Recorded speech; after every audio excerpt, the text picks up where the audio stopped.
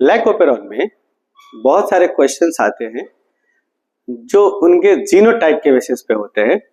Genotype के basis पे lactose present या एब्सेंट के बेसिस पे बताना होता है कि जीन का एक्सप्रेशन होगा कि नहीं होगा। ऑब्वियसली ये जीन रेगुलेशन का क्वेश्चन है।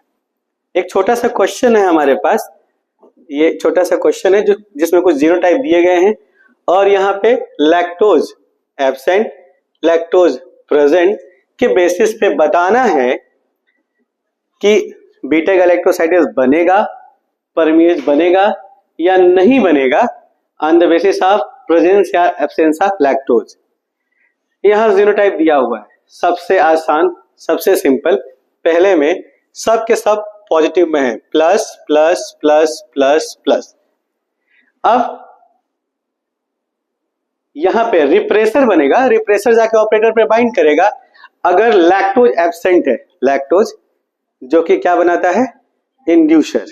अगर इंड्यूसर एब्सेंट है तो ना ही बीटा गैलेक्टोसाइडेज बनेगा ना ही परमिएज बनेगा, और रहेगा तो दोनों के दोनों बनेंगे। यानी ये सिस्टम कौन सा हो गया, इंड्यूसिबल सिस्टम। भाई सब पॉजिटिव में है, अगर सब पॉजिटिव में है तो रिप्रेसर बनेगा और रिप्रेसर जाके ऑपरेटर से बाइंड करेगा, और अगर ऑपरेटर रिप्रेसर से बाइंड कर लिया तो बिना इंड्यूसर के ट्रांसक्रिप्शन नहीं होगा। एक तो ये कंडीशन है। दूसरा, उसके जस्ट नीचे वाले में ये देखिए आई माइनस किया हुआ है, तो अगर बनेगा ही नहीं, रिप्रेसर ही नहीं बनेगा तो जाके बाइंड कौन करेगा। तो रिप्रेसर रहे चाहे ना रहे, इंड्यूसर रहे चाहे ना रहे, मैंने लैक्टोज एब्सेंट या प्रेजेंट से कोई असर नहीं पड़ेगा। और यहाँ पे हाँ, इसको हम क्या बोल सकते हैं, दूसरे टर्म में बोल सकते हैं कि कंस्टिट्यूटिव एक्सप्रेशन। अच्छा, एक मीरोजाइगोटिक कंडीशन देख लेते हैं। ये रहा मीरोजाइगोटिक कंडीशन। अब इस मीरोजाइगोटिक कंडीशन में क्या होगा, देखिए पहले तो सिर्फ और सिर्फ जो लैक आई होता है जो कि रिप्रेसर बनाता है, यही सिस और ट्रांस एक्टिंग होता है। मतलब इससे प्रोटीन बनेगी और प्रोटीन डिफ्यूजिबल होता है। उसी बैक्टीरियल सेल में जो डिफ्यूजिबल प्रोटीन है वो जाके किसी भी ऑपरेटर से बाइंड कर सकता है। तो इससे तो बनेगा, आई प्लस जो दिया है इससे बनेगा, ठीक है।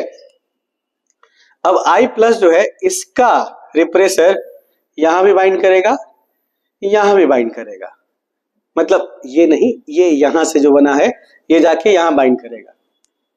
बाइंड कर लेगा तो ट्रांसक्रिप्शन तो वैसे भी नहीं होना है, किसी भी हाल में ट्रांसक्रिप्शन नहीं होना है अगर आई प्लस, क्योंकि यही जो है ये डिफ्यूजिबल होता है।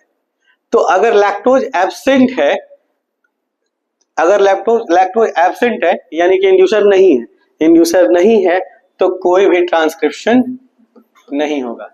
बट देखते हैं कि लैक्टोज प्रेजेंट होने पर क्या होगा। इंड्यूसर बहुत करेगा तो क्या करेगा, हटा देगा।